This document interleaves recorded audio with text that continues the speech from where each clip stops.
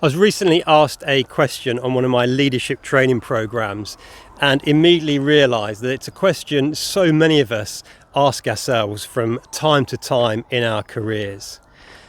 So, if in the past or right now you find yourself wondering and thinking about what you need to do to manage your energy and stay motivated, then today's episode of the Leaders Kitbag is for you. Hey, I'm Ben Morton. I'm a leadership trainer, an executive coach and a keynote speaker. And everything I do is based on the core belief that a leader's job is to look after, support and develop the people that we've got the privilege and responsibility to lead so that they can deliver the results that we're accountable for. If this belief resonates with you and you need some leadership development support for yourself, your team, or indeed your entire organisation, then do get in touch and I'd love to have a conversation with you. So, to today's episode of the Leaders Kitbag. I'm not actually going to dive straight in and give you a list of tips and tactics to help maintain and manage your energy and motivation. Instead, I'm going to start with and encourage you to ask yourself and reflect upon a slightly different question, which is, why has your energy and motivation dropped? And the first thing to say here is that it does and it will, right? We are all human. Despite what you might see online and what some of the online gurus might be saying, there are very few of us who maintain a 10 out of 10 energy and motivation level at all times, right? It is just very, very rare. We're all human. It's okay if our energy dips a little from time to time. It certainly happens to me. So, why has your energy and motivation dropped? I've got 4 possible reasons to share with you. They may resonate, and of course, the reason for you might be something entirely different. But here they are.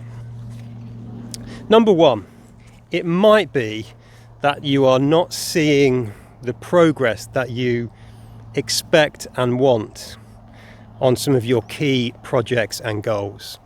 So the simple fix here, which I'm sure you'd recommend and suggest to someone in your team if they came to you with this challenge, is simply to break down that big project into smaller bite-sized chunks. So you see the progress on those little mini sub goals. So that's reason number 1 with a little tip for you. Number 2, the second reason is your energy and motivation might have dropped because your energy has dropped, right? You might just be tired. It might just be that you need a break or a holiday. That could be a decent chunk of time, or it could simply be a long weekend or 2 to help re-energize you, okay? So that's the obvious one. The third reason your energy and motivation might have dropped is because you need a change. Have you been doing the same project, the same job for a long period of time, and you just need to mix things up a little bit? It could be you need to find a new project to work on that's going to reinvigorate you. It might mean it's time for a new job or role within the same organisation. Or it might be time for a new job in a new organisation. So that's the third reason. You might just need a change. And the fourth one is you might not be truly playing to your strengths right now. You might be working on projects, tasks, or activities that don't align with your strengths, and therefore you are finding them quite tiring or draining, okay? So if that's the case, well, what are some of the potential solutions? It may be that you could delegate certain jobs that you're doing to other people who might find them more energizing, where it fits more with their skills, motivations and interests. And if that's not possible, then it might just mean you need to try and take a different approach to the same challenge. So, for example, Sales is a natural part of my work as a business owner. It's not something that I particularly enjoy or find particularly energizing. So I've got to find different ways to approach that really does play to my strengths and the things that I enjoy.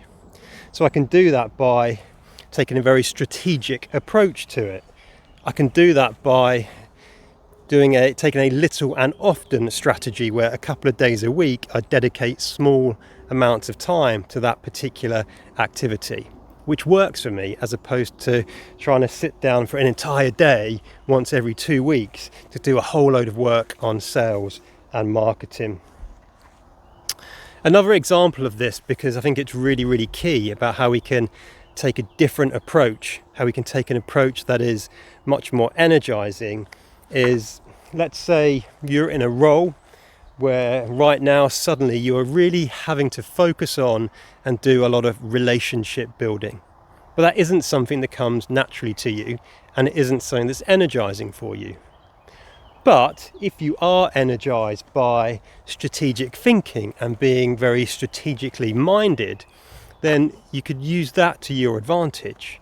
So you could focus on what are the key relationships that I really need to develop and maintain, i.e. take a strategic approach, and then come at the task that way. It's not suddenly going to make the task of relationship building for you 100% enjoyable, but it will make it just that little bit more enjoyable. So that's it for this episode of the Leader's Kitbag, other than to say, if this final tip I shared with you around trying to find a way of really playing to your strengths is of interest to you, then do check out the Strength Scope page of my website, which I'll link in the notes for this episode, where you can find out how you can really take a strengths-based approach for you and your team. That's it for this episode. As always, look after yourself, look after those you've got the privilege and responsibility to lead. And until next time, lead on.